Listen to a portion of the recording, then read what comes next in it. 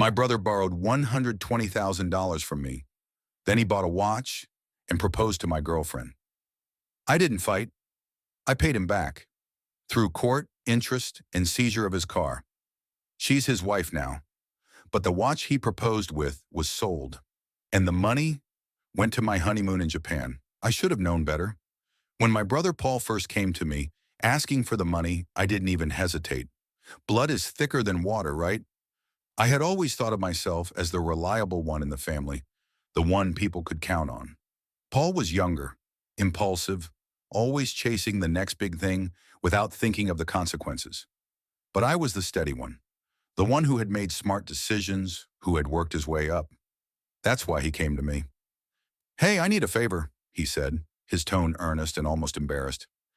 "It's for a business venture. You know how I've been thinking of going into real estate. This is a sure thing. Just need some seed money. I'll pay you back in a few months, with interest, I promise." Paul had always been the one with grand ideas, but little follow-through. I knew that, but we were family. I wanted to believe that this time would be different.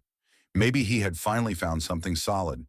So when he asked me for $120,000, I didn't think twice. "I'll pay you back, Mike. I swear," he added, his eyes widening in that sincere way of his that made it hard to say no. Maybe I should have asked more questions, dug deeper, but I didn't. I trusted him, just like I trusted my girlfriend Emily.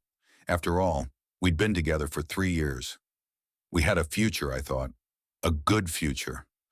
I didn't want to be the person who stood in his way. So I wrote the check. Paul promised he'd return it, with interest, in just a few months. No big deal. That's what I told myself. What I didn't know was that those 3 months would change everything. A month later, I got the call from Emily. I was sitting at my desk, reviewing some contracts when her name flashed on the screen. It was a strange time for her to call, but I didn't think much of it at first. "Mike, we need to talk," she said, her voice a little too tight. I could hear something in her tone, something off. I'd been busy with work, trying to manage the stress of my own life, but hearing her like that, I felt a jolt of unease. "Everything okay?" I asked, leaning back in my chair. "What's going on?" She paused, then the words spilled out faster than I could process. "I saw Paul today. He gave me something, a gift, and I need to tell you, we're getting married. He proposed, Mike. He proposed to me." There was a pause on the line. I didn't know what to say. My mind was still processing the information. "Paul? What the hell? Are you serious?" I barely whispered the words. "Mike, I'm sorry. I really am. But it's true. He bought me a ring, and it's beautiful. I can't believe it either. But I'm in love with him. I think this is what's meant to happen." I didn't reply right away. My stomach churned and something cold gripped my chest. Emily was the woman I had been planning to marry. We had been building a life together. Plans for the future, dreams we had discussed for years. And now, just like that, she was going to marry my brother, my younger brother. I swallowed hard, trying to keep my voice steady. You're marrying Paul?" The words felt like they didn't belong in my mouth, like they were foreign, impossible. But she said it again, more confidently this time. "I think I'm making the right choice, Mike. I'm sorry." I ended the call after that. I couldn't process it all. I walked around my apartment in a daze, pacing back and forth. It didn't make sense. But it wasn't just the betrayal of Emily. It was the fact that Paul, the guy who had borrowed $120,000 from me only a few months ago, had turned around and proposed to her with what seemed like no remorse for what he owed me. I didn't fight. I didn't yell. I didn't throw things or smash anything, even though every part of me wanted to. Instead, I sat down at my desk, staring at the bank statement in front of me, the one that reflected the money I'd lent to Paul, the money that hadn't been repaid. And that was when it hit me. Something was wrong. He had taken that money, $120,000, and bought himself a luxury watch. I didn't know for sure at that point, but I had a gut feeling. A few days later, I saw him wearing it when we ran into each other at a family gathering. It was the kind of watch you only buy when you're trying to impress someone, and that was when I knew. The money wasn't for business. It never had been. It had gone into something he could use to win Emily over. That was when the plan started to form in my mind. I didn't raise my voice or start a scene. I didn't even confront him directly. I just knew what I had to do. The money had been a loan, and it was time to treat it like one. Time to get it back with interest. It wasn't long before I started gathering my evidence. The betrayal stung like a paper cut at first. Subtle, almost imperceptible. But the more I thought about it, the deeper it cut. The anger, the hurt, they built up like a slow burn. Every time I saw Emily's face in my mind, every time I thought of Paul flashing that damn watch on his wrist, I knew that I wasn't just angry. I was betrayed in a way that left no room for forgiveness. I spent the next few weeks thinking it over, letting the emotions settle, allowing the rage to turn into something far more dangerous: calculation. I wasn't going to scream. I wasn't going to lose control. This wasn't the kind of betrayal where you act out impulsively. No, this needed a more refined approach. I wasn't in the habit of letting people take advantage of me, and I certainly wasn't in the habit of letting family walk all over me, not when I knew I had the upper hand. I called my lawyer James the next morning. James was someone I trusted. He'd helped me with business contracts, mergers, even some smaller issues. I had never had to deal with anything like this before, but James was sharp, efficient. He didn't ask unnecessary questions. He just helped me get things done.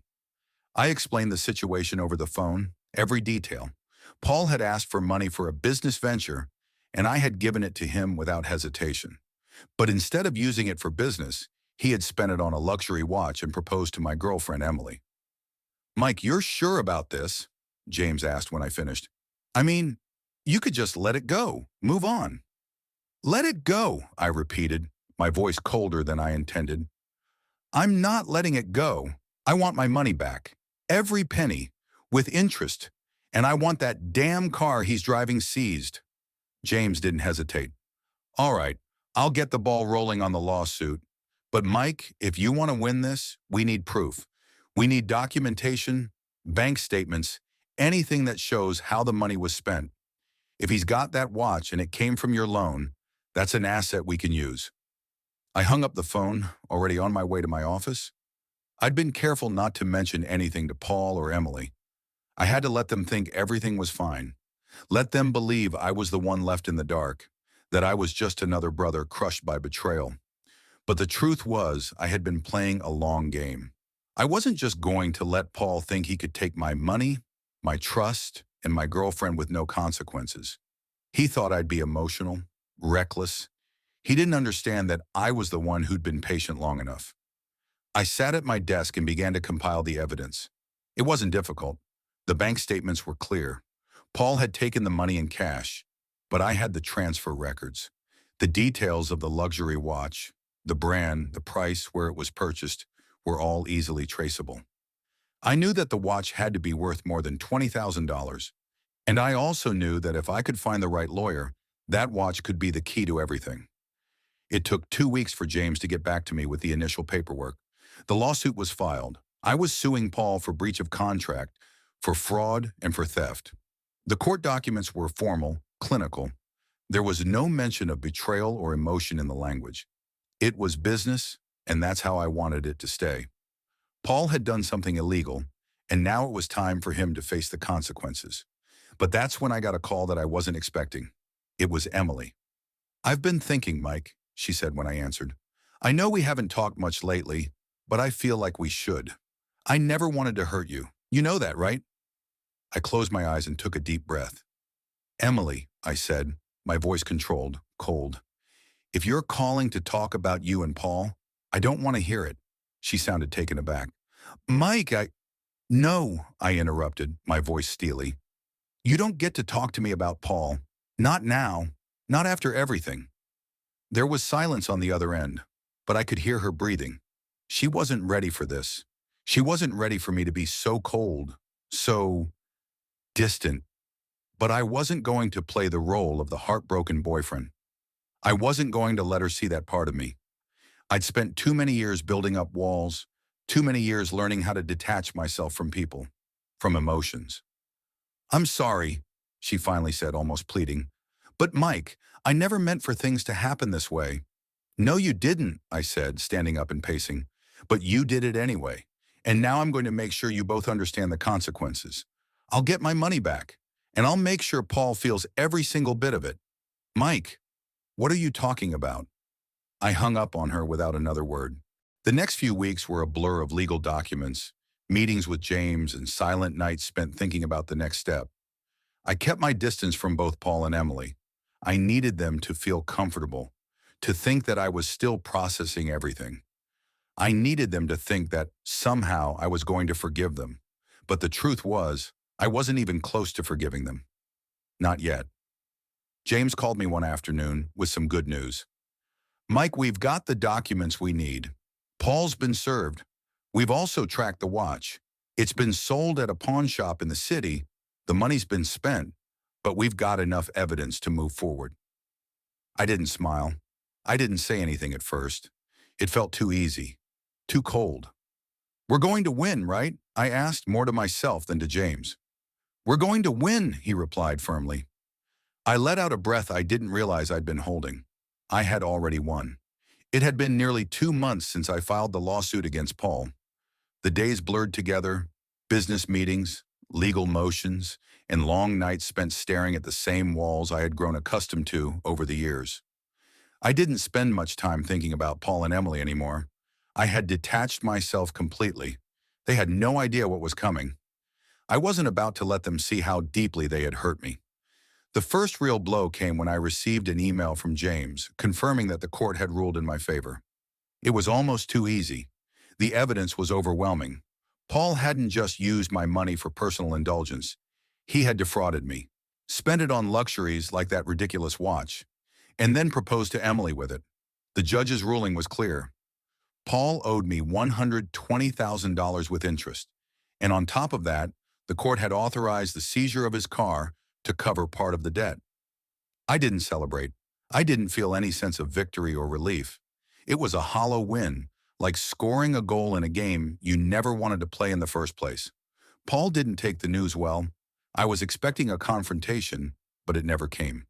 Instead, he hired a lawyer, a slick, expensive one, and tried to negotiate a settlement. His lawyer reached out to James, offering to pay me back in installments, promising to give me some of the money, just not all of it right away. I laughed when James told me. No, I said, my voice calm. We're not negotiating. He'll pay me everything, and the car goes to auction.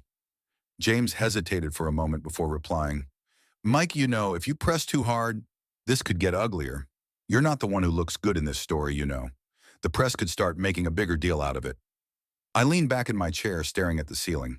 The only thing uglier than this situation was letting Paul get away with it. I don't care what the press says. I'm not doing this for public approval. I want my money back, and I want him to feel the weight of this. James didn't argue anymore. He knew what kind of person I was, and this wasn't something I was going to back down from. The next week, Paul came to me in person. He showed up at my office, standing in front of my desk with that same arrogant look on his face as if he still had the upper hand. Mike, he started, his voice dripping with fake charm. We need to talk. I don't know what's gotten into you, but this whole thing is getting out of hand. I get it, okay? I messed up. But you're my brother. Family. This is ruining everything. I didn't say anything at first. I simply looked at him, letting the silence hang in the air like a heavy fog. I wanted him to feel the weight of the situation, to understand that this wasn't just about money. Family, I repeated, my voice ice cold. You've ruined more than just my trust, Paul. You've ruined everything. I gave you money because you told me it was for your business. But instead, you spent it on a watch. And then you proposed to my girlfriend. You think you can just fix this with some apology? His face reddened. Mike, I'm sorry. I fucked up. But you can't just destroy me like this. I've got a life to live too. Don't you think I've suffered enough? I leaned forward, locking eyes with him. You'll suffer more when the court comes after you for the rest of it. The watch is gone, Paul, and the car is next. You'll lose everything. His eyes widened. He had no idea I knew about the watch, the pawn shop, the fact that he'd sold it off for cash to pay off some of his own debts. Don't pretend like you didn't sell it, I said. my voice cutting through the tension. "I've got everything I need, and I'm going to make sure you pay for this." Paul opened his mouth to speak, but I cut him off. "I'm done listening to your excuses. You're getting off easy, you know that? The watch was just the beginning, but I'm not done, not by a long shot." I watched as his confidence faltered, his shoulders slumping slightly. That was the moment I knew I'd broken him. I'd taken the fight out of him, and he knew it. There was no coming back from this. As I waited for the next steps in the legal process, something strange started to happen. Every time I thought about Emily, a sense of coldness washed over me. I had been so focused on the money, on Paul, that I hadn't really processed what had happened with her. She had betrayed me too, just in a different way. She hadn't been honest. She hadn't fought for us. And yet now she was married to my brother, the very man who had stolen from me. I called her one afternoon. Her voice sounded cautious when she picked up. "Mike, I didn't expect to hear from you. I didn't waste time with pleasantries. You're married now. I saw the pictures. You're with him. Good for you." There was silence on the other end. I could almost hear her searching for the right words. "Mike," she said, her voice softer now, "I never meant to hurt you. I never thought it would end this way." "You're right," I said, cutting her off. "You never meant to hurt me, but you did anyway." I didn't give her a chance to say anything else. "I'm done with this. You've made your choice, and so have I." I hung up before she could respond. I spent the next few days gathering the last of the paperwork, the final legal documents, the auction date for Paul's car, and the confirmation that the pawn shop had sold the watch. Everything was set. The court would issue the judgment, and the car would be auctioned off soon. But there was one final piece to this puzzle that I had been working on in the background.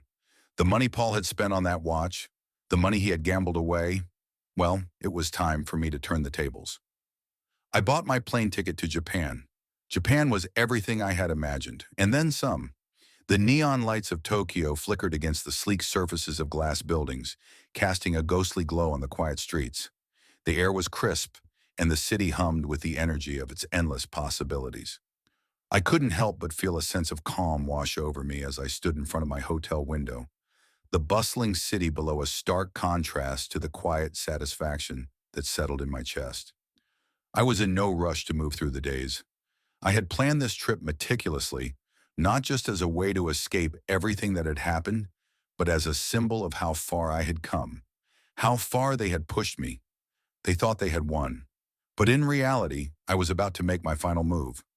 Before I left for Japan, I had one last conversation with James. He'd informed me that the court had made its final ruling, and everything had gone as planned. The car was sold, and Paul had paid back the full amount, plus interest. But there was something deeper, something more personal at stake that I wasn't going to let go. "You're sure it's all taken care of?" I asked James over the phone, my voice steady. "Absolutely," he replied. "Paul is cleaned out, and we've made sure the debt is paid. He's facing a lot of other financial pressures too. You've practically bankrupted him. He's a mess." "Good," I said, the word feeling cold and deliberate. "But it's not over yet." James hesitated. "Mike, what else are you planning? You've done everything you can legally. I don't want to see you go too far with this." I smiled to myself, despite the absence of warmth. "It's not about the money anymore. This is about how they both thought they could get away with it. I just need to make sure I'm the one who finishes this." We said our goodbyes and I hung up the phone. James didn't understand what I was really after. He was too focused on the legal side, the financial side. But this was personal. The court, the debt, the car, all of it had been the setup. The real payoff would come later. Emily and I had never been close since the betrayal, but I knew she would eventually reach out. She was, after all, married to Paul now. She'd have to face what had happened sooner or later, and when she did, I would be ready. It wasn't long before she called. I was on a quiet street in Kyoto, taking in the peaceful serenity of the ancient temples, when I saw her name flash on my phone screen. For a brief moment, I debated whether to pick up, but something in me knew this would be important. I answered. "Mike?" Her voice was hesitant, filled with uncertainty. "I don't even know what to say. I know I've hurt you, and I've hurt myself too." I leaned against the stone wall of a nearby temple. my eyes scanning the peaceful surroundings. The contrast between the tranquility of the place and the storm inside me was striking. "I'm not interested in your apologies," I said, my tone clipped. "I'm not even angry anymore. But there's something you should know." She was silent for a long time, the weight of my words sinking in. "What do you mean?" she asked, her voice fragile. "Your husband," I began slowly, carefully, "sold that watch. The one he used to propose to you. He pawned it off. You knew that, didn't you?" There was a long pause before she answered, the realization settling in. "I didn't know, but why are you telling me this now?" I exhaled slowly, my gaze fixed on the horizon. "Because that money went to something better. It went to my honeymoon in Japan. I'm here right now enjoying everything you and Paul could never take from me. You've lost everything, Emily, and you have no idea what it cost you." I could feel her shock over the line, the tremor in her voice. "Mike, please, please don't do this. I'm not happy with him."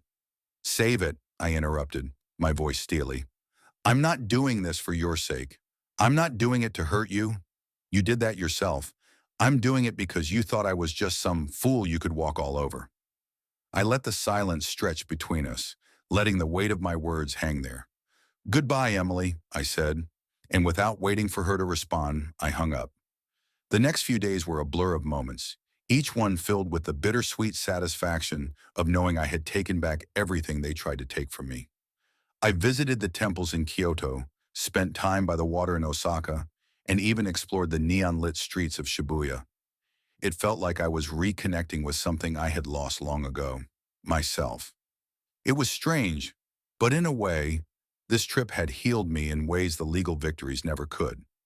It was the moment I arrived at the airport to catch my flight back home that I received the final piece of the puzzle.